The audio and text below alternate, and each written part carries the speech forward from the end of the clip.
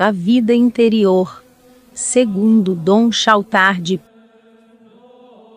Dom Jean-Baptiste Chautard nasceu em Briançon, na França, em março de 1858.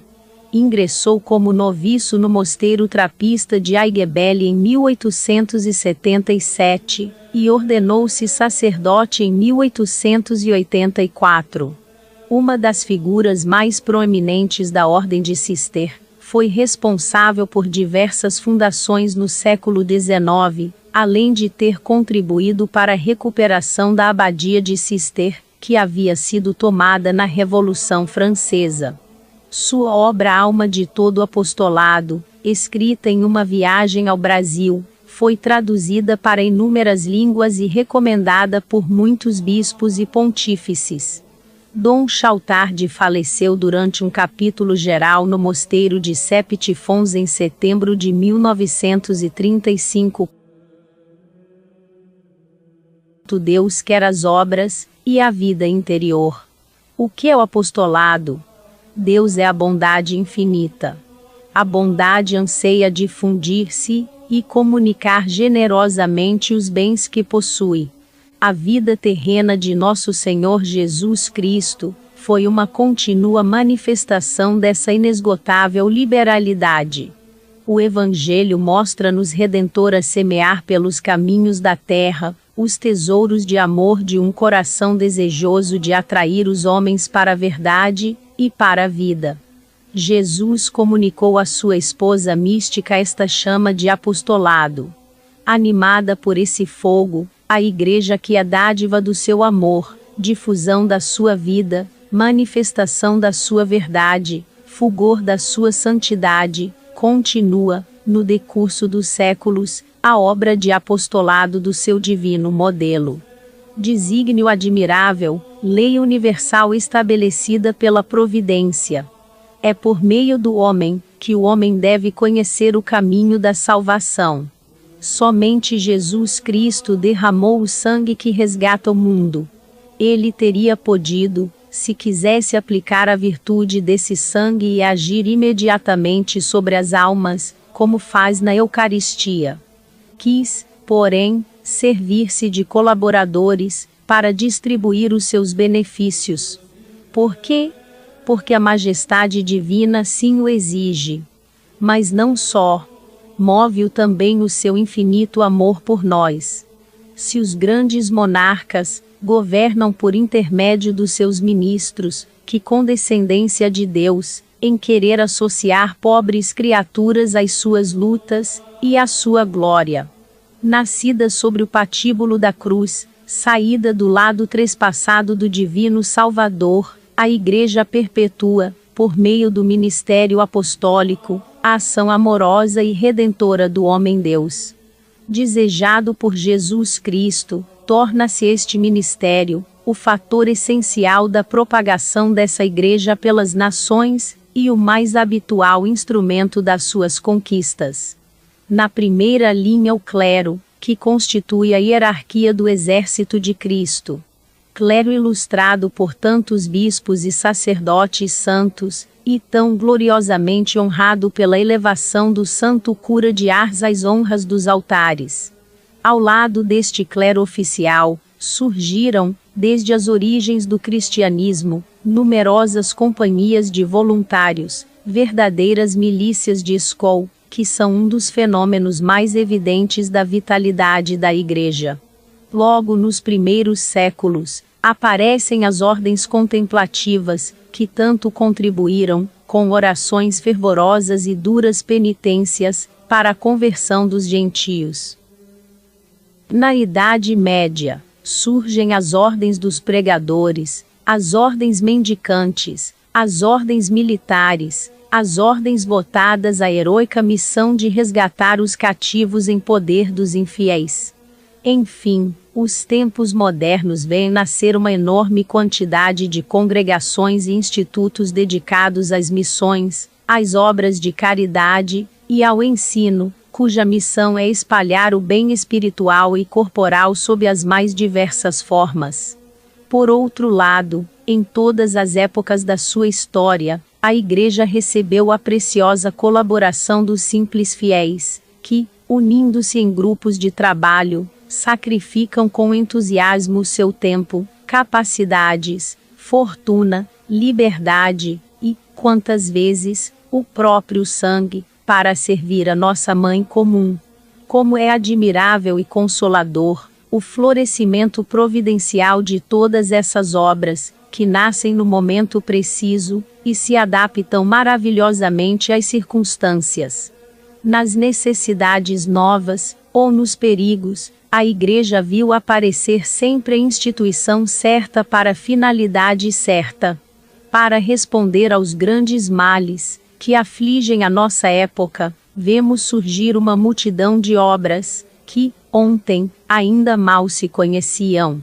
O Catecismo de Preparação para a Primeira Comunhão, o Catecismo de Perseverança, o Catecismo para as Crianças Abandonadas, congregações, confrarias, reuniões e retiros para adultos e jovens, apostolados da oração, da imprensa e da caridade, as ligas para a santificação dominical, os patronatos, os círculos católicos, as obras militares, as escolas, etc. Enfim, todas as formas de apostolado, suscitadas por esse espírito que inflamava a alma de São Paulo, ansiosa por difundir, em toda a parte, os benefícios do sangue de Cristo.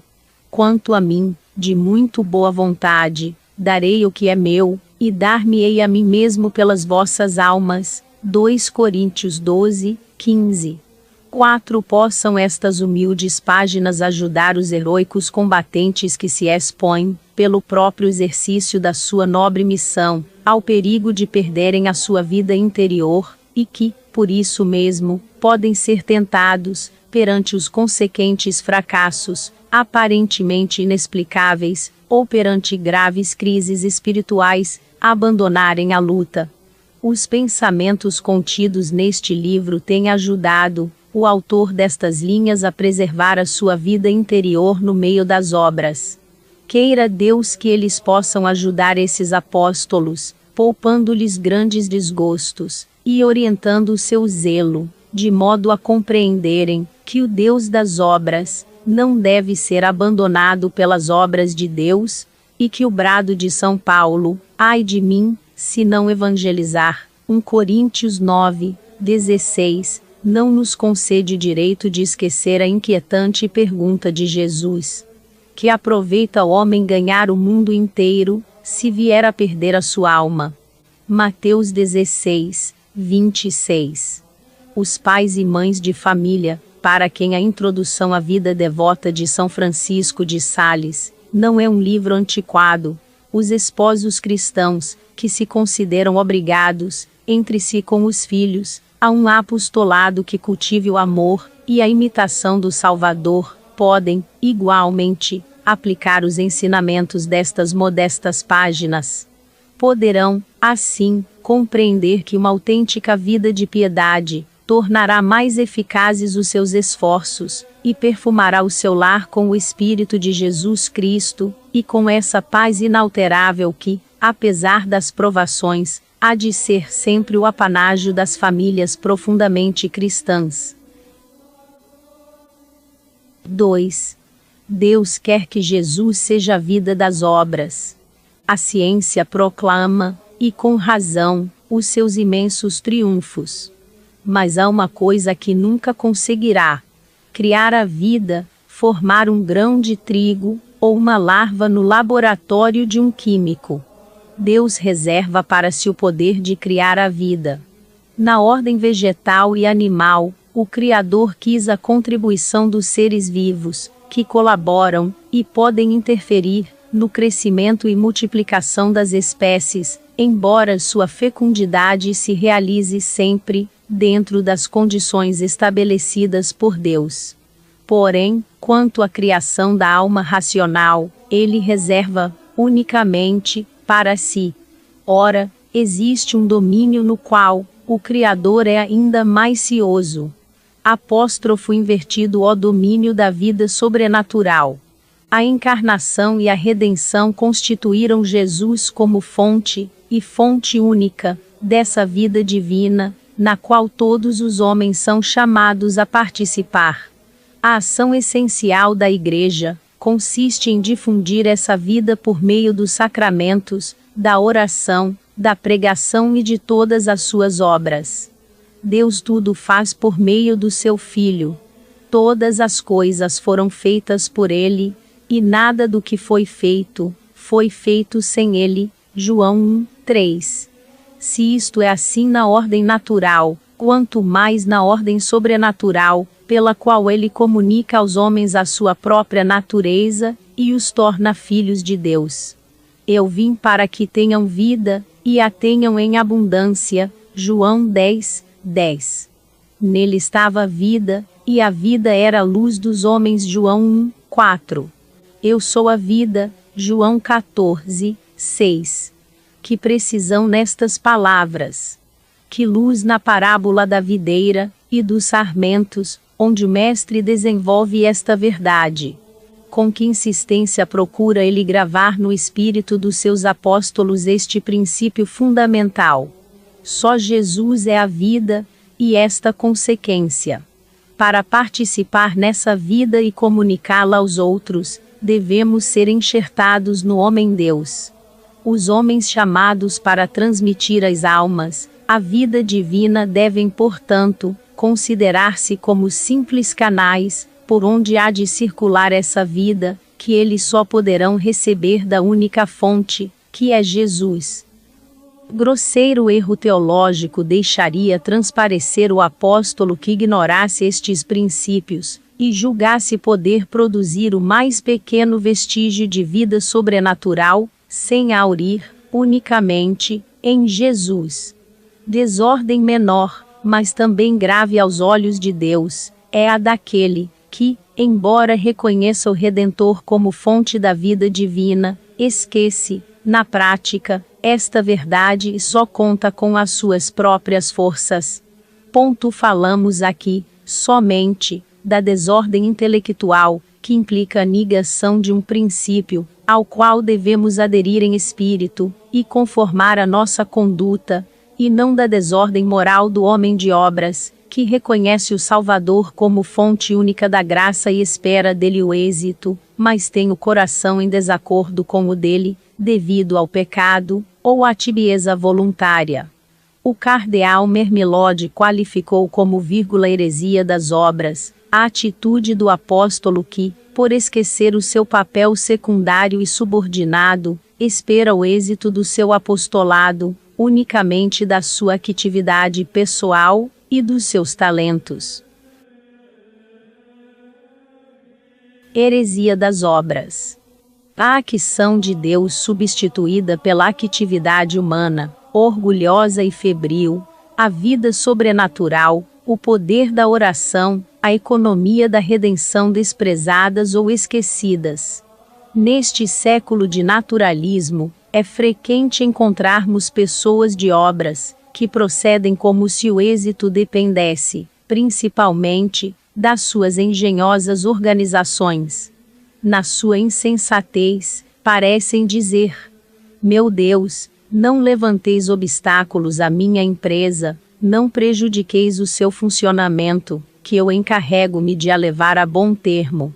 E Deus confunde esses falsos apóstolos, que julgam poder comunicar a fé, a vida sobrenatural, a virtude, ou fazer cessar o pecado, sem lhes atribuir esses efeitos, unicamente, ao sangue preciosíssimo de Cristo, e às suas obras de orgulho, acabam por fracassar ou apenas provocam miragens efêmeras. Ressalvando tudo o que se opera nas almas exemplo opere operato, Deus nega ao apóstolo arrogante as suas melhores bênçãos, para reservá-las ao ramo que, humildemente, reconhece só poder aurir a sua seiva no tronco divino. 3. O que é a vida interior?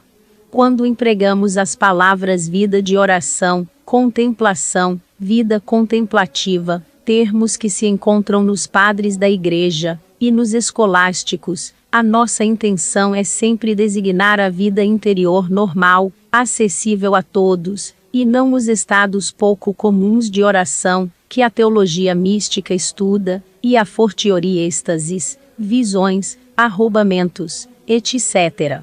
Sairíamos do nosso plano, se nos demorássemos num estudo de ascetismo.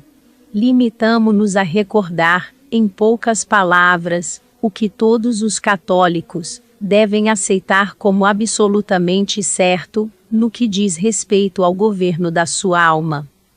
Primeiro, verdade. A vida sobrenatural é a vida do próprio Jesus Cristo em mim, pela fé, pela esperança e pela caridade. A presença de nosso Senhor, por meio desta vida sobrenatural, não é a presença real, própria da Sagrada Comunhão, mas uma presença de ação vital, como pode ser, no corpo humano, a ação da cabeça, ou do coração sobre os membros, a ação íntima, que Deus, quase sempre, me oculta, tornando-a insensível às minhas faculdades naturais, para aumentar o mérito da minha fé, a ação divina que deixa subsistir o meu livre-arbítrio e utiliza as causas segundas, acontecimentos, pessoas e coisas, para me fazer conhecer a vontade de Deus, e aumentar a minha participação na vida divina. Esta vida, iniciada no batismo, pelo estado de graça, aperfeiçoada pela confirmação, conservada e enriquecida pela Eucaristia, é a minha vida cristã. Segunda verdade. Jesus Cristo comunica-me o seu Espírito por meio desta vida, e torna-se, assim, o princípio superior que me leva, caso não lhe ponha obstáculos, a pensar, julgar, amar, querer, sofrer e trabalhar com ele, por ele e nele. As minhas ações exteriores tornam-se manifestações desta vida de Jesus em mim, e começo a realizar o ideal de vida interior formulado por São Paulo. Já não sou eu que vivo, é Cristo que vive em mim. Gálatas 2, 20.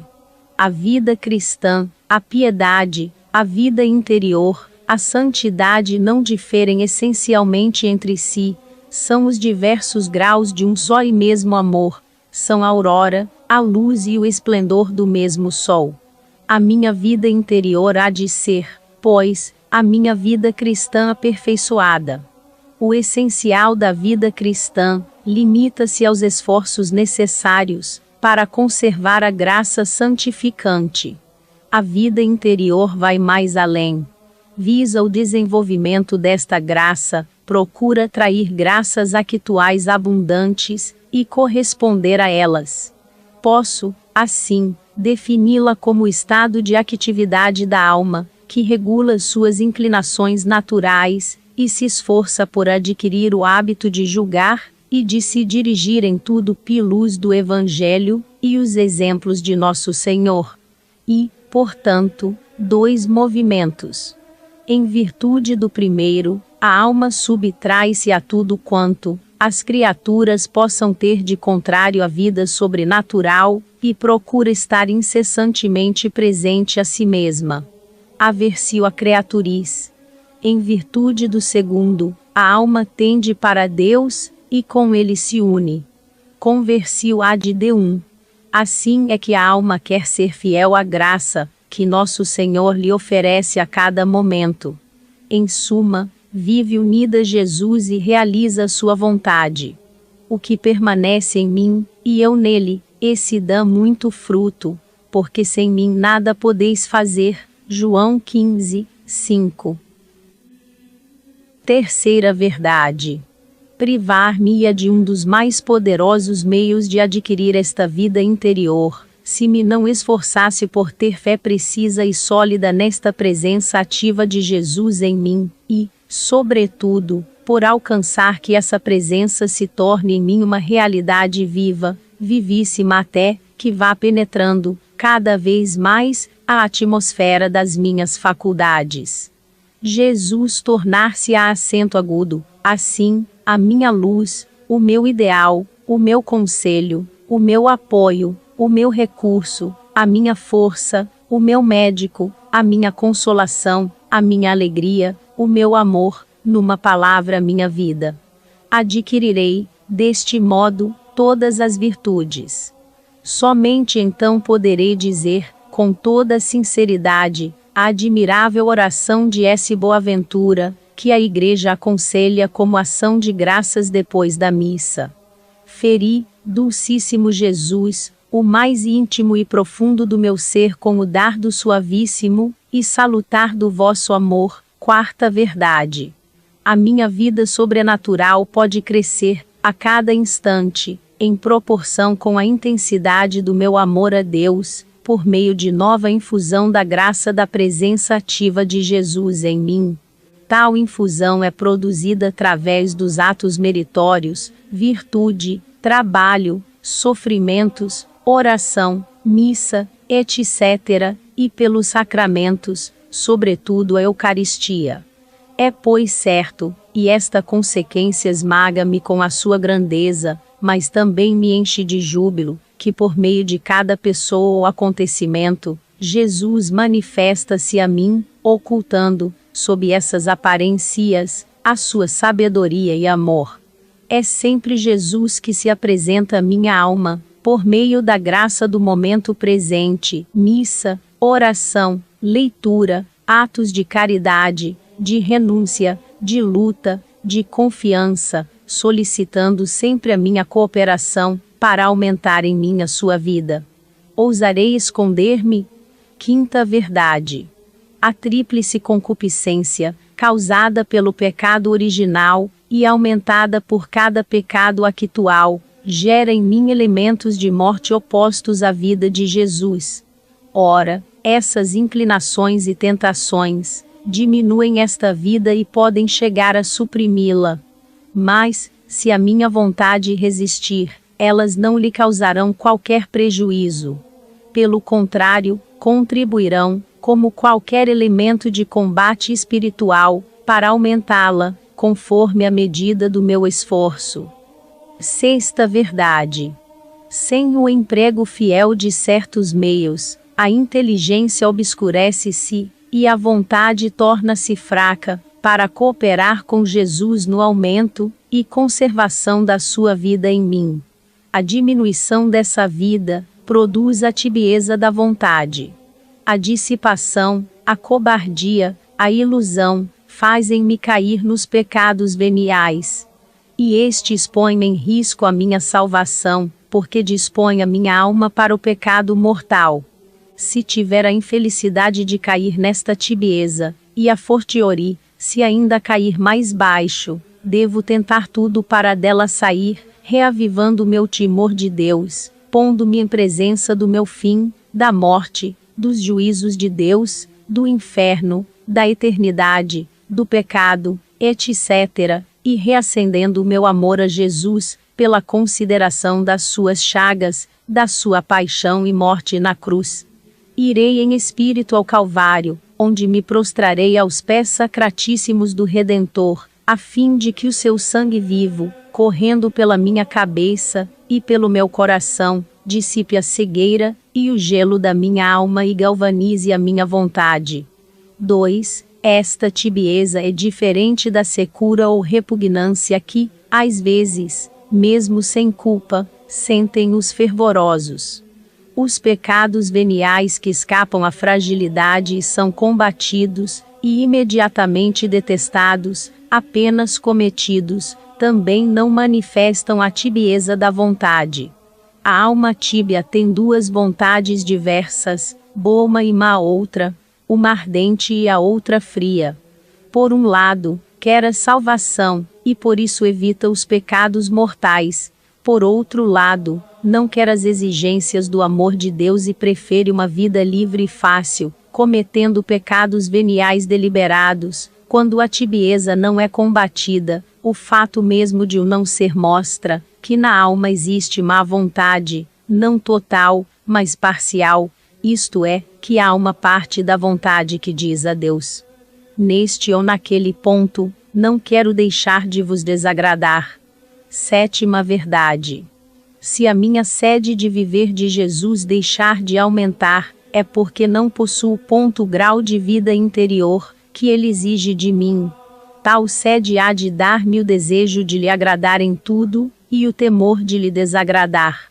Também é indispensável mínimo de recolhimento, que me permita, no decurso das ocupações, conservar o coração numa pureza e generosidade suficientemente grandes para não ser abafada a voz de Jesus. Ora, essa sede diminuirá, certamente, se não puser em prática certos meios. Oração da manhã, vida litúrgica, sacramentos, comunhões espirituais, exame de consciência, leitura espiritual, etc. Ou, se, por culpa minha, esses meios já nada me dizem. Sem vida interior e recolhimento, os pecados veniais hão de multiplicar-se na minha vida, e chegarei a não fazer caso deles. Para os ocultar, e enganar-me a mim mesmo, servirão as aparências de piedade, o zelo pelas obras, etc. Oitava verdade. A minha vida interior será o que for a minha guarda do coração. Aplica-te com todo o cuidado possível à guarda do teu coração, porque dele é que procede a vida. Provérbios 4, 23. Esta guarda do coração é a solicitude em preservar todos os meus atos, de tudo o que pode viciar a sua causa motriz, ou a sua prática. Solicitude tranquila, natural, mas também enérgica, pois baseia-se no recurso filial a Deus. É trabalho mais do coração, e da vontade que do espírito, o qual deve ficar livre para a prática dos seus deveres. Longe de embaraçar a ação, a guarda do coração aperfeiçoa, regulando-a pelo Espírito de Deus, e acomodando-a aos deveres de Estado. Este exercício pratica-se a todo momento. É uma observação, por meio do coração, das ações presentes, e das diversas partes de cada ação, à medida em que elas se realizam. E a observância exacta do age quod agis. Como sentinela vigilante, a alma observa, atentamente, os movimentos do seu coração, e vigia as suas inclinações, as paixões, as palavras e as ações. A guarda do coração exige certo recolhimento, uma alma dissipada não consegue realizá-la. Mas com a sua prática quente, adquire-se o hábito. Para onde vou? Que faria Jesus em meu lugar? O que me aconselharia? Que exige ele de mim neste momento? Tais são as interrogações que, espontaneamente, se apresentam à alma sedenta de vida interior, para a alma que vai a Jesus, por meio de Maria, a guarda do coração, reveste-se de um caráter ainda mais afectivo, e o recurso a esta boa mãe, torna-se verdadeira necessidade para o seu coração. Nona verdade. Quando uma alma procura imitar Jesus, em tudo e com todo afecto, ele reina nela. Nesta imitação há 2 graus. Primeiro, a alma esforça-se por se tornar indiferente às criaturas, consideradas em si mesmas, quer sejam conformes quer contrárias aos seus gostos. A exemplo de Jesus, apenas procura a vontade de Deus. Eu desci do céu, não para fazer a minha vontade, mas a de aquele que me enviou. João 6, 38. Segundo Jesus Cristo não procurou o que lhe era agradável. Romanos 15, 3.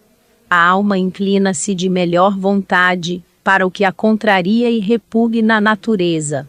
Realiza então o agir contra, de que fala Santo Inácio na sua célebre meditação do Reino de Cristo. É a ação contra a natureza, a fim de se preferir, o que imita a pobreza do Salvador, e o seu amor pelos sofrimentos, e pelas humilhações. Segundo a expressão de S. Paulo, é então, que a alma conhece, verdadeiramente, a Cristo. Efésios 4, 20. 10ª verdade. Seja qual for o meu estado, Jesus oferece-me, caso queira rezar e corresponder à sua graça, todos os meios de regressar à vida interior. Então, A minha alma não cessará de possuir a alegria, mesmo até no seio das provações, e nela se realizarão as palavras de Isaías. Então a tua luz surgirá como a aurora, e as tuas feridas não tardarão a cicatrizar-se, a tua justiça irá adiante de ti, e a glória do Senhor atrás de ti. Então invocarás o Senhor, e ele te atenderá, clamarás e ele dirá: eis-me aqui.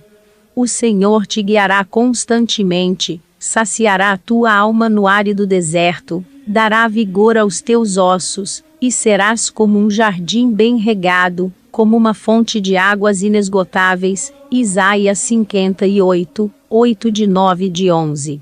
11ª verdade. Deus quer que eu me santifique, e me dedique às obras de apostolado. Devo, pois, gravar na minha alma esta convicção. Jesus quer ser a vida dessas obras. Os meus esforços, por si sós, nada são. Sem mim, nada podeis fazer. João 15, 5.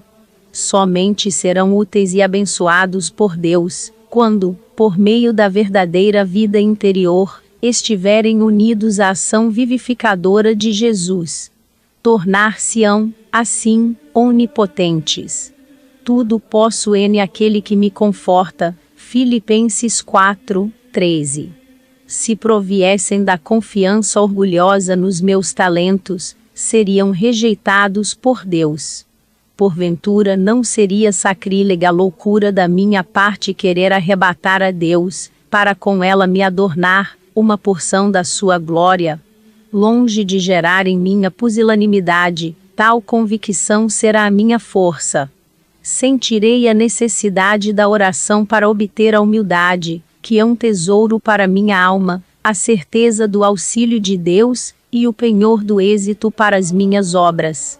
Compenetrado da importância deste princípio, farei, durante os meus retiros, um sério exame de consciência para saber se estou à ação de Jesus, se excluo, implacavelmente, qualquer vaidade, qualquer autocontemplação, na minha vida de apóstolo, se me mantenho numa desconfiança absoluta de mim mesmo, e se peço a Deus, que dê vida às minhas obras, e me preserve do orgulho, primeiro e principal obstáculo, para receber o seu auxílio. Este credo da vida interior, tornado a base da existência para a alma, assegura-lhe, já neste mundo, uma participação da felicidade celeste. Vida interior, vida dos predestinados. Corresponde ao fim que Deus se propôs ao criar-nos. Corresponde ao fim da encarnação. Deus enviou o seu Filho unigênito ao mundo, para que nós vivamos por ele. 1 João 4, 9. O fim da criatura humana, diz Santo Tomás, é unir-se a Deus. Toda sua felicidade consiste nisso. Ao contrário das alegrias do mundo, se nessa vida há espinhos exteriores, dentro há rosas. Devemos lamentar os pobres mundanos, dizia o santo cura de Ars, pesa-lhe sobre os ombros um manto forrado de espinhos, não podem fazer um movimento sem se picarem, ao passo que os verdadeiros cristãos têm um manto forrado de arminho. Veem a cruz, mas não veem a unção, dizia São Bernardo. Estão em estado celeste. A alma torna-se um céu vivo. Como Santa Margarida Maria, ela canta. Possuo constantemente, acompanhando os passos meus, o Deus do meu coração, e o coração do meu Deus. E o começo da bem-aventurança. A graça é o céu na terra. 4. Esta vida interior é muito pouco conhecida. São Gregório Magno, tão hábil administrador e ardoroso apóstolo como grande contemplativo, falando de São Bento, que, em Subiaco, lançava os fundamentos da sua regra, tornada uma das mais poderosas alavancas de apostolado, de que Deus se tem servido na terra, caracteriza, em 3 palavras, o estado de alma do patriarca dos monges do Ocidente. Vivia consigo mesmo. Da maioria dos nossos contemporâneos, podemos dizer, precisamente, o contrário. Viver consigo mesmo, não se deixar governar pelas coisas exteriores, reduzir a imaginação, a sensibilidade, a inteligência e a memória ao papel de servas da vontade. Conformar, constantemente, esta vontade com a vontade de Deus, é um programa que se vai aceitando cada vez menos, neste século de agitação, que viu nascer um ideal novo. O amor da ação pela ação. Para frustrar a disciplina das faculdades, serve qualquer pretexto. Negócios, família, saúde, fama, amor da pátria, prestígio da corporação, pretensa glória de Deus, tudo nos fascina e nos impede de viver em nós mesmos. Surpreende, pois, que a vida interior seja desconhecida. Desconhecida, é ainda dizer pouco. E é a miúde desprezada e ridicularizada, até por aqueles mesmos, que mais deveriam apreciá-la. Veja-se a memorável carta dirigida por Leão XIII ao cardeal Gibbons, arcebispo de Baltimore, em que adverte os partidários do americanismo para o perigo da admiração excessiva pelas obras. Para furtar-se aos trabalhos da vida interior, certos homens da Igreja chegam a menosprezar a vida eucarística. Relegam para segundo plano o essencial. Para eles, a Igreja não é ainda um templo protestante, o sacrário não está ainda vazio. Mas a vida eucarística, na sua opinião, quase não pode adaptar-se, nem sobretudo bastar, às exigências da civilização moderna, e a vida interior que, necessariamente, promana da vida eucarística, já passou da moda. Para as numerosas pessoas imbuídas dessas teorias, a comunhão perdeu o sentido que teve para os primeiros cristãos. Acreditam na Eucaristia, mas não a consideram o centro da sua vida e das suas obras. Consideram a vida interior uma prática medieval ultrapassada. Realmente, ao ouvi-los falar das suas obras, seríamos levados a pensar que o Onipotente, que criou os mundos sem esforço algum, e perante quem o universo inteiro se reduz a poeira, e nada, não pode prescindir da sua colaboração. Ao prestarem tanto culto à ação, chegam a fazer dela uma espécie de dogma, que os leva a entregarem-se, desenfreadamente, a uma vida fora de si mesmos. A igreja, a diocese, a paróquia, a congregação, a obra, carecem dos meus serviços, gostariam até de dizer: Deus precisa de mim. E, se não ousam dizê-lo, a sua presunção e falta de fé, leva-os a pensar assim. Os médicos prescrevem, por vezes, aos depressivos que se abstenham de todos os trabalhos, por algum tempo. Remédio duro, porque essa doença provoca precisamente uma excitação febril, que impele a pessoa a gastar forças, e procurar comoções, que só lhe agravam o mal. Assim sucede, precisamente, a certos homens de obras em relação à vida interior. Sentem repugnância por ela, embora ela seja o remédio dos seus males. Preferem atordoar-se, cada vez mais, numa avalanche de trabalhos, e afastam, desse modo, as possibilidades de cura. O navio avança a todo vapor, enquanto o piloto admira a velocidade da marcha. Para Deus, no entanto, esse navio, por falta de um comandante prudente, corre à deriva e corre o perigo de naufragar. Adoradores em espírito e verdade, eis o que nosso Senhor exige, antes de mais. Iludem-se os que pensam, que contribuem para a maior glória de Deus, tendo em vista, principalmente, os resultados exteriores. Este estado de espírito explica o fato de hoje, ainda serem aceites as escolas, os dispensários, as missões, os hospitais, e, pelo contrário, se compreender cada vez menos os mosteiros contemplativos. Muitos não se contentam apenas em chamar covardes e iluminados os que se consagram à oração e penitência na solidão dos claustros, mas até ridiculizam aqueles que roubam alguns instantes às suas ocupações, para purificar e inflamar o seu zelo junto do sacrário, e obter do hóspede divino maiores e melhores resultados para os seus trabalhos. 5. Resposta a uma primeira objeção. É ociosa a vida interior? E este livro dirige-se, apenas, aos apóstolos que trabalham pela salvação das almas, mas que correm o risco de negligenciar a vida interior, e prejudicar, assim, os frutos das suas obras. Estimular os apóstolos que prestam culto ao repouso, ou os que confundem ociosidade com meio de favorecer a piedade, sacudir a indiferença dos indolentes e egoístas, que só aceitam as obras, se estas não lhes perturbarem a tranquilidade. Tal não é o nosso fito. Essa tarefa exigiria uma obra especial.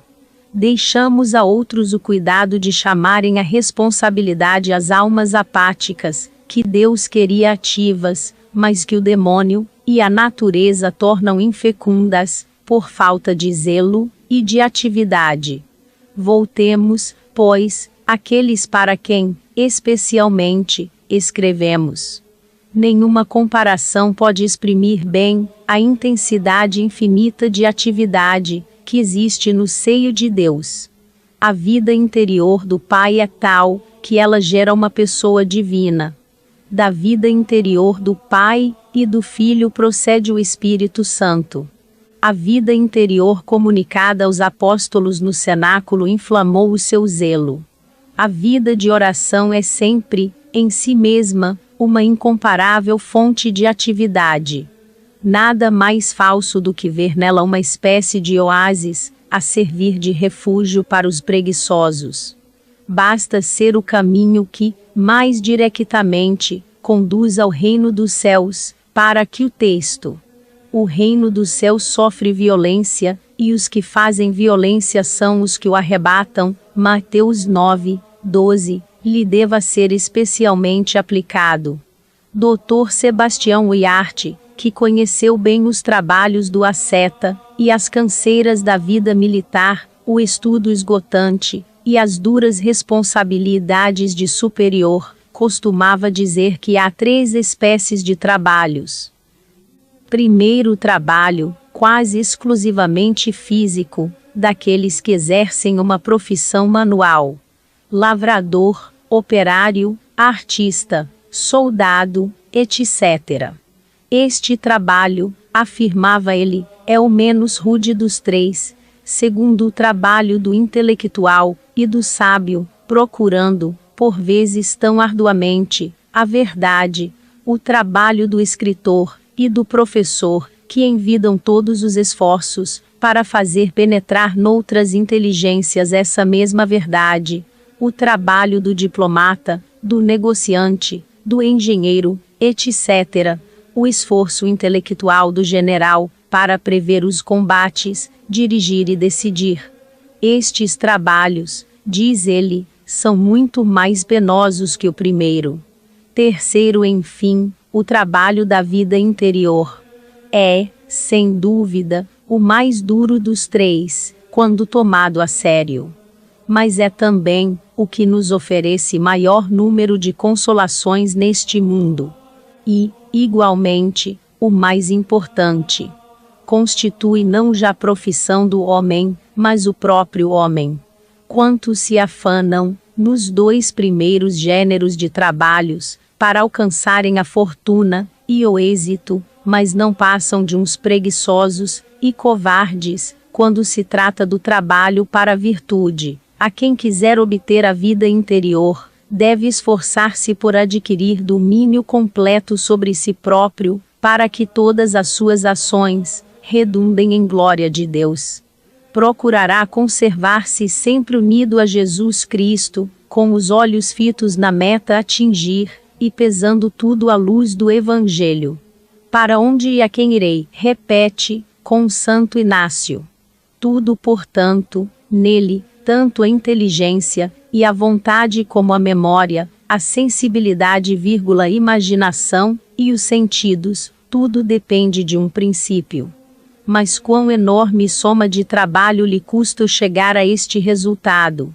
Quer se mortifique ou se entregue a um recreio lícito, quer reflita ou actue, quer trabalhe ou descanse, quer ame o bem ou rejeite o mal, deseje ou tema, esteja alegre ou triste, com esperança ou temor, indignado ou tranquilo, mantém sempre o leme na direção da plena vontade divina.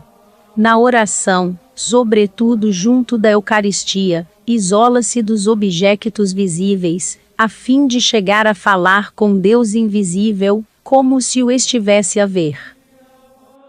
No decurso dos seus trabalhos apostólicos, procura realizar este ideal, que São Paulo admirava em Moisés. Adversidades da vida, tormentas suscitadas pelas paixões, nada logra desviá-lo da linha de conduta que se impôs. Se, porventura, fraqueja um momento, depressa recobra ânimo e continua, com mais vigor, o seu caminho ascensional. Não é difícil compreender que Deus recompense, já neste mundo, com alegrias especiais, quem não recua perante este esforço. Às vezes, preferimos passar longas horas numa ocupação fatigante, do que meia hora fazer uma oração bem feita, assistir à missa, ou a rezar o ofício. O padre Faber verifica, com tristeza, que, para alguns, o quarto de hora, que se segue à comunhão, é o quarto de hora mais enfadonho do dia. Tratando-se de um breve retiro de 3 dias, quanta relutância para outros. Separar-se por 3 dias da vida fácil, embora ocupadíssima, para viver uma vida plenamente sobrenatural, contemplar tudo, durante esse período, somente à luz da fé, esquecer tudo, para somente aspirar a Jesus e a sua vida, analisar, implacavelmente, a nossa alma, para descobrir todas as suas fraquezas e doenças. Eis uma perspectiva que faz recuar grande número de pessoas, prontas, todavia, para grandes fadigas em trabalhos puramente naturais. E se 3 dias, assim ocupados, já parecem tão penosos, que pensar de uma vida inteira gradualmente submetida ao regime da vida interior. E ainda há quem tenha coragem de dizer que os religiosos de vida contemplativa são ociosos. Mostrando-se firme como se contemplasse o invisível. Hebreus 11, 27. 8. Palavras de De Festugiere OSB. Sejam quais forem as dificuldades da vida ativa, só os inexperientes é que ousam negar as provações da vida interior. Muitos ativos, apesar de sinceramente piedosos, confessam que, muitas vezes, o que mais lhes custa na vida, não é a ação, mas a parte obrigatória da oração. Quando chega o momento da ação, sentem-se como que aliviados. É bem certo que, neste trabalho de desprendimento, a graça torna o jugo suave e o fardo leve. Mas quantos esforços são necessários para a alma? E sempre penoso o regresso ao caminho recto, e a volta ao ideal de São Paulo. A nossa conversação está no céu, Filipenses 3, 20. São Tomás explica isto perfeitamente. O homem, diz ele, está colocado entre as coisas deste mundo, e os bens espirituais, nos quais reside a felicidade eterna. Quanto mais adere a uns, tanto mais se afasta dos outros, e vice-versa. Numa balança, se um dos pratos desce, o outro eleva-se na mesma medida. O pecado original, tendo transtornado a economia do nosso ser, tornou penoso este duplo movimento de adesão e afastamento. Desde então, para restabelecer e conservar a ordem neste pequeno mundo que é o homem, é indispensável a vida interior, obtida com trabalho e sacrifício. E como um edifício desmoronado, que se trata de reconstruir, e, em seguida, preservar de nova ruína.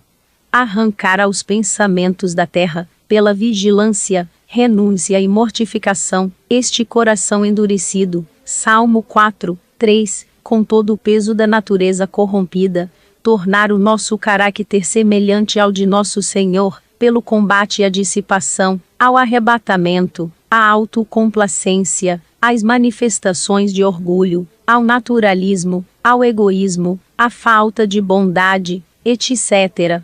Renunciar aos prazeres sensíveis com a esperança da felicidade espiritual, que somente se desfrutará após longa expectativa. Desapegar-se de tudo quanto é susceptível de lhe fazer amar o mundo, e fazer de tudo isso um holocausto sem reserva. Que tarefa! E isto é só a parte negativa da vida interior. Depois deste combate sem tréguas contra um inimigo sempre prestes a renascer, combate que fazia gemer São Paulo, e que o padre de Ravignan exprimia assim: procurais o que fiz durante o meu noviciado? Éramos 2, atirei um pela janela fora e fiquei eu sozinho. É necessário proteger, contra as mínimas quedas, um coração já purificado pela penitência, que deseja agora, ardentemente, reparar os ultrajes feitos a Deus, imitar as virtudes de Jesus Cristo, e adquirir confiança absoluta na providência. É este o lado positivo da vida interior. Quem não adivinha o campo ilimitado de trabalho que aqui se patenteia? Trabalho íntimo, assíduo, constante. E, no entanto, precisamente por meio deste trabalho, a alma adquire maravilhosa facilidade e surpreendente rapidez de execução nos trabalhos apostólicos. Só a vida interior possui este segredo. As obras imensas levadas a cabo por Santo Agostinho, São João Crisóstomo, São Bernardo, São Tomás de Aquino, São Vicente de Paulo, e tantos outros santos, causam-nos assombro. Este assombro cresce quando vemos esses homens, apesar dos trabalhos incessantes, das preocupações, ou da falta de saúde, manterem-se na mais constante união com Deus. Apagando a sua sede na fonte da vida, pela contemplação, esses santos auriam nela a sua inesgotável capacidade de trabalho. Um dos nossos grandes bispos, sobrecarregado de afazeres, aconselhou certa vez um estadista, também ele muito atarefado, que lhe perguntara o segredo da sua serenidade, e dos resultados admiráveis das suas obras. A todas as suas ocupações, meu caro amigo, acrescente meia hora de meditação todas as manhãs. Conseguirá despachar todos os assuntos, e encontrará tempo para realizar ainda mais. Enfim, o santo rei Luís IX encontrava, nas 8 ou 9 horas, que habitualmente consagrava aos exercícios da vida interior, o segredo e a força, para se dedicar aos negócios de Estado, e ao bem dos seus súbditos, com tanta solicitude que, conforme chegou a confessar um orador socialista, nunca em França se fez tanto, a favor das classes operárias, como sob o reinado daquele príncipe. 6. Resposta a uma segunda objeção. É egoísta a vida interior? E falsa piedade, daqueles que fazem consistir a vida interior numa ociosidade agradável e preguiçosa, e que procuram as consolações de Deus, mais do que o Deus das consolações. Contudo, está, igualmente, errado quem considera egoísta a vida interior. Já dissemos que esta vida é a fonte pura das mais generosas obras de caridade, que visa o alívio dos sofrimentos deste mundo, e o bem das almas. Examinemos a utilidade desta vida sob outro ponto de vista. Seria verdadeira blasfêmia chamar egoísta e estéril, a vida interior de Nossa Senhora e de São José. Contudo, nenhuma obra exterior lhes é atribuída. A irradiação sobre o mundo da sua intensíssima vida interior, os frutos das suas orações sacrifícios bastaram para constituir Maria, Rainha dos Apóstolos, e José, padroeiro da Igreja Católica. A minha irmã deixa-me sozinha a servir, Lucas 10, 40, diz, servindo-se das palavras de Marta, o apóstolo vaidoso com o resultado das suas obras exteriores. A sua fatuidade não chega ao extremo de julgar que Deus precisa, absolutamente, dele. Todavia, incapaz de apreciar a excelência da contemplação de Madalena, repete ainda com Marta. Diz-lhe, pois, que me vem ajudar. Lucas 10, 40, e chega até a exclamar: para que foi este desperdício? Mateus 26, 8, considerando, como tal, o tempo que outros apóstolos reservam à vida interior na presença de Deus. Eu santifico-me por eles, a fim de que eles sejam também santificados na verdade. João 17, 19, responde a alma que compreendeu todo o alcance deste a fim de, do Mestre. E, conhecendo o valor da oração, e do sacrifício, une às lágrimas, e ao sangue do Redentor, as lágrimas dos seus olhos, e o sangue de um coração que cada dia se vai purificando mais. Com Jesus, a alma interior ouve o alarido dos crimes do mundo subir até ao céu, e atrair sobre os seus autores o castigo, mas suspende esse castigo, pela onipotência da sua súplica, capaz de deter a própria mão de Deus. Aqueles que rezam, dizia, depois da sua conversão, o eminente estadista Donoso Cortés, fazem mais pelo mundo, do que aqueles que combatem, e, se o mundo está cada vez pior, é porque há mais batalhas que orações. As mãos erguidas, diz Bossuet, desbaratam mais batalhões do que as mãos que ferem. E, no meio dos seus desertos, os solitários da Tebaida tinham, muitas vezes, no coração o mesmo fogo que animava São Francisco Xavier. Pareciam, diz Santo Agostinho, ter abandonado o mundo mais do que seria razoável. Contudo, as suas orações, tornadas mais puras por esse grande afastamento do mundo, eram de uma eficácia incomparável para esse mesmo mundo que eles tinham abandonado. Normalmente, uma oração curta, mas fervorosa, contribui mais para apressar uma conversão, do que longas discussões e excelentes discursos. Quem reza, trata com a causa primeira, opera, diretamente, sobre ela, tem, assim, na mão as causas segundas, cuja eficácia depende desse princípio superior. Por isso, o efeito desejado é então, obtido com maior segurança e rapidez. 10.000 protestantes, no dizer de uma revelação respeitável, foram convertidos por uma só oração inflamada da seráfica Santa Teresa. Ardendo em amor de Cristo, ela não podia compreender uma vida contemplativa, uma vida interior que não participasse no desejo ardente do Salvador pela redenção das almas. Aceitaria o purgatório, diz ela, até ao juízo final, para livrar uma só dessas almas. E que me importaria a duração dos meus sofrimentos, se assim pudesse livrar uma só alma, e sobretudo muitas, para a maior glória de Deus.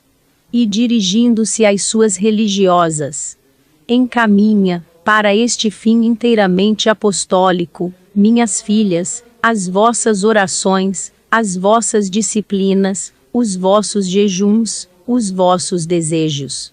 Tal é, com efeito, a obra das carmelitas, das trapistas, das visitandinas e das clarissas. Vede-as acompanhar com fervorosas orações e penitências a caminhada dos apóstolos. O seu amor oculto, mas ativo, abre por toda a parte, no mundo dos pecadores, os caminhos da misericórdia. Ninguém conhece neste mundo o porquê dessas conversões longínquas de pagãos, da paciência heróica dos cristãos perseguidos, da alegria celeste dos missionários martirizados. Tudo isso pode estar, invisivelmente, ligado à oração de uma despretensiosa freira. Com os dedos sobre o teclado dos perdões divinos e das luzes eternas, a sua alma silenciosa e solitária preside a salvação das almas e as conquistas da Igreja em toda a extensão da terra. Quero trapistas neste vicariato apostólico, dizia Monsenhor Favier, bispo de Pequim. Desejo até que eles se abstenham de qualquer ministério exterior, a fim de que nada os distraia do trabalho, da oração, da penitência e dos santos estudos. Porque sei que será grande o auxílio prestado aos missionários pela existência de um fervoroso mosteiro de contemplativos no meio dos nossos pobres chineses. E mais tarde, conseguimos, por fim, penetrar numa região até hoje inacessível. Atribuo este fato aos nossos queridos trapistas. 10 carmelitas a rezar, dizia um bispo da Cochinchina ao governador de Saigão, auxiliar-me-ão muito mais do que 20 missionários a pregar. Os padres diocesanos, os religiosos e religiosas votados à vida ativa, mas sem perder a vida interior, participam do mesmo poder sobre o coração de Deus, que tem as almas do claustro. São João Bosco é, disso, um frisante exemplo. A bem-aventurada Ana Maria Taigi, nas suas funções de porteira e dona de casa, e tantos outros leigos humildes, mas abrasados no mesmo ardor, foram eficacíssimos nas suas obras, porque possuíam uma intensa vida interior. É o general de Sonis, entre duas batalhas, encontrava na união com Deus o segredo do seu apostolado. Egoísta e estéril a vida de um santo cura de Ars? Tal pergunta nem merece resposta. Todas as pessoas rectas que o conheceram, atribuem, precisamente, o seu extraordinário zelo apostólico, e os seus enormes êxitos à sua grande intimidade com Deus.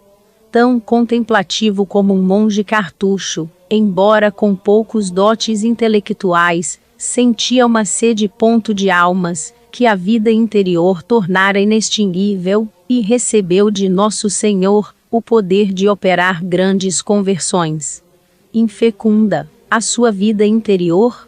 Suponhamos um São João Baptista Vianney em cada uma das nossas dioceses, e, em menos de 10 anos, a França estaria regenerada, mais profundamente do que por multidões de obras, com grandes recursos humanos, talentos e dinheiro, mas insuficientemente edificada sobre a vida interior.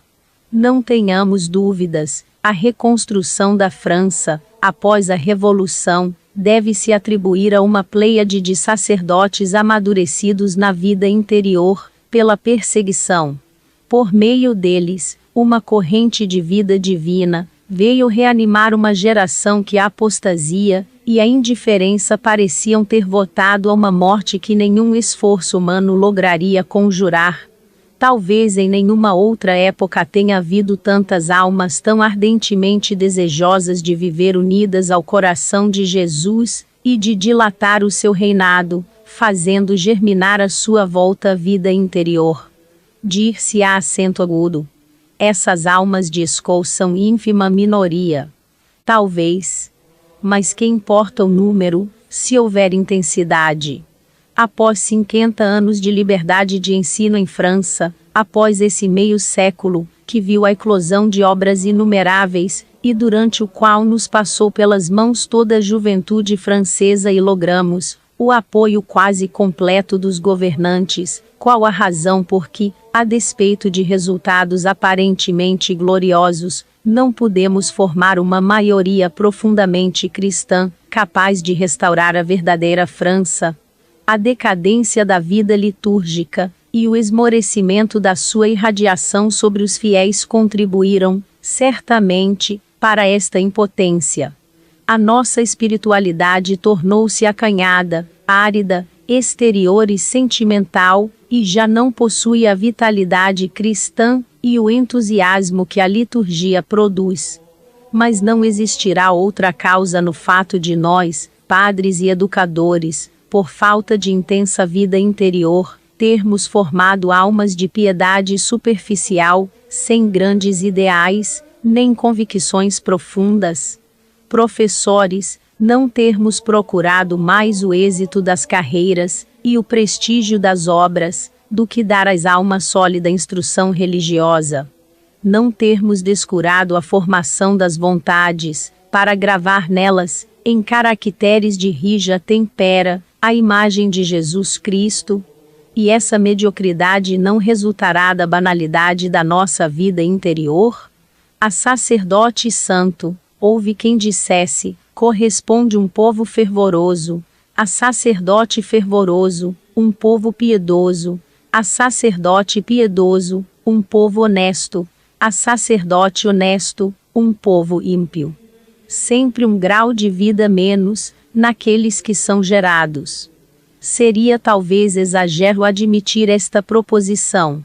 Julgamos, contudo, que as seguintes palavras de Santo Afonso Maria de Ligório explicam bem a atual situação. Os bons costumes e a salvação dos povos dependem dos bons pastores. Se, à frente de uma paróquia, estiver um bom pároco, depressa nela se verá florescer a devoção, os sacramentos serão frequentados, a oração mental praticada. Daí o provérbio: tal padre, tal paróquia, segundo esta palavra do Eclesiástico 10:2. Qual governador da cidade, tais os seus habitantes. 7. Objeção decorrente da importância da salvação das almas, mas, dirá a alma exterior à procura de pretextos contra a vida interior. Como posso limitar as minhas obras apostólicas? Tratando-se da salvação das almas, todos os esforços são poucos. Quem trabalha, reza. O sacrifício avantaja-se a oração, e São Gregório não chama o zelo das almas, o mais agradável sacrifício que se pode oferecer a Deus. Nenhum sacrifício é mais agradável a Deus do que o cuidado das almas. Analisemos primeiramente o sentido desta frase de São Gregório, servindo-nos das palavras do doutor Angélico. Oferecer espiritualmente um sacrifício a Deus, diz ele, é oferecer-lhe alguma coisa que o glorifique. Ora, de todos os bens, o mais agradável que o homem pode oferecer ao Senhor é, indubitavelmente, a salvação de uma alma. Mas antes de tudo, deve oferecer-lhe a sua própria alma, segundo o que diz a Escritura. Quereis agradar a Deus, tende piedade da vossa alma. Feito este primeiro sacrifício, ser-nos a acento agudo então permitido ajudar os outros a alcançar uma felicidade semelhante. Quanto mais estreitamente o homem unir a Deus a sua alma, primeiro, e depois a de outrem, tanto mais favoravelmente será acolhido o seu sacrifício. Mas esta união íntima, generosa e humilde, apenas se alcança pela oração. Dedicar-se, cuidadosamente, ou fazer que os outros se dediquem, à vida de oração, agrada muito mais a Deus, do que consagrar-se à ação. Por conseguinte, conclui São Tomás, quando São Gregório afirma que o sacrifício mais agradável a Deus é a salvação das almas, não quer dizer que a vida ativa é preferível à contemplação, mas, apenas, que oferecer a Deus uma só alma, lhe dá infinitamente mais glória, e, a nós, mais méritos, do que apresentar-lhe o que de mais precioso exista na terra. A necessidade da vida interior não deve desviar das obras apostólicas as almas generosas, fazendo-as desertar do campo de batalha, com o pretexto de chegar a uma união mais perfeita com Deus. Seria uma ilusão, e, em certos casos, a origem de verdadeiros perigos. Ai de mim, diz São Paulo, se não evangelizar. 1 Coríntios 9, 16. Feita esta ressalva, apressamo-nos a afirmar que consagrar-se alguém à conversão das almas, esquecendo-se de si mesmo, origina uma ilusão mais grave. Deus quer que amemos o próximo como a nós mesmos, mas nunca mais que a nós mesmos, isto é, nunca a ponto de prejudicar a nossa alma, o que, na prática, equivale a exigir mais cuidados com ela, do que com a alma alheia. Eu amo Jesus Cristo, dizia Santo Afonso de Ligório, e, por isso mesmo, ardo em desejos de lhe dar almas. Antes de mais, a minha, depois, um número incalculável de outras. É o cumprimento do ser para ti mesmo, em toda a parte, ponto de exclamação ordinal masculino de S. Bernardo, ou ainda. Não é sábio quem o não é consigo mesmo. O santo abade de Claraval, verdadeiro fenômeno de zelo apostólico, seguia esta ordem. Godofredo, seu secretário, descreve-o assim: todo para si mesmo, primeiro, e, assim, todo para os outros. Não vos digo, escreve esse mesmo santo ao Papa Eugênio II, que coloqueis de parte as ocupações temporais. Exorto-vos, apenas, a que não vos dediqueis, inteiramente, a elas. Se sois o homem de todos, sede-o também, de vós mesmo. De contrário, de que vos serviria ganhar os outros todos, se viesseis a perder a vossa alma? Reservai, por conseguinte, alguma coisa para vós próprio, e, se todos vêm beber a vossa fonte, vós mesmo não vos priveis de beber nela. Pois, só vós haveis de ficar com sede. Começai sempre por vos considerar a vós mesmo. Debalde vos consagraríeis a outros cuidados, se chegasseis a tratar a vós mesmo com negligência. Todas as vossas reflexões devem, portanto, começar por vós, e terminar da mesma forma. Sede para vós o primeiro e o último, e lembrai-vos que, no negócio da vossa salvação, ninguém tem maior parentesco convosco, do que o filho único da vossa mãe. Bastante sugestiva a seguinte nota de retiro de Monsenhor Dupanloup: tenho uma atividade terrível, que me arruína a saúde, me perturba a piedade, e de nada serve a minha ciência. Isto deve ser regulado. Concedeu-me Deus a graça de reconhecer que a atividade natural, e o incitamento das ocupações, são os principais obstáculos que vejo em mim para a conservação de uma vida interior, tranquila e frutuosa. Reconheci também que esta falta de vida interior é a origem de todas as minhas faltas, das minhas perturbações, das minhas securas, das minhas repugnâncias, da minha falta de saúde. Resolvi, por conseguinte, dirigir todos os meus esforços para a aquisição dessa vida interior que me falta, e, com esse fim, propus, mercê de Deus, os pontos seguintes. Primeiro, reservarei sempre algum tempo, além do necessário, para fazer qualquer coisa. Este é o meio de nunca ter pressa, nem agitação. Segundo, como tenho sempre mais coisas a realizar do que tempo para as fazer, e como esta perspectiva me preocupa e me perturba, não hei de pensar nas coisas que tenho para fazer, e sim no tempo que devo consagrar-lhes. Hei de empregar esse tempo sem perder um minuto, começando pelas coisas mais importantes, e, se algumas não puder fazer, nem por isso me hei de inquietar, etc., etc., há muitas safiras, prefere o joalheiro o mínimo fragmento de diamante. Da mesma forma, consoante a ordem estabelecida por Deus, a nossa intimidade com Ele glorifica-o muito mais, do que o bem feito por nós a grande número de almas, mas com prejuízo do nosso progresso. O nosso Pai Celeste, que mais se aplica ao governo de um coração onde reina, do que ao governo natural de todo o universo, e ao governo civil de todos os impérios, exige no nosso zelo essa harmonia. E, se vê que uma obra impede o aumento da caridade na alma que dela se ocupa, prefere às vezes deixar desaparecer essa obra. Pelo contrário, Satanás não hesita em favorecer êxitos superficiais, caso possa, mediante esse resultado, dificultar o progresso do apóstolo na vida interior, pois o seu ódio adivinha onde estão os verdadeiros tesouros aos olhos de Jesus Cristo. Para suprimir um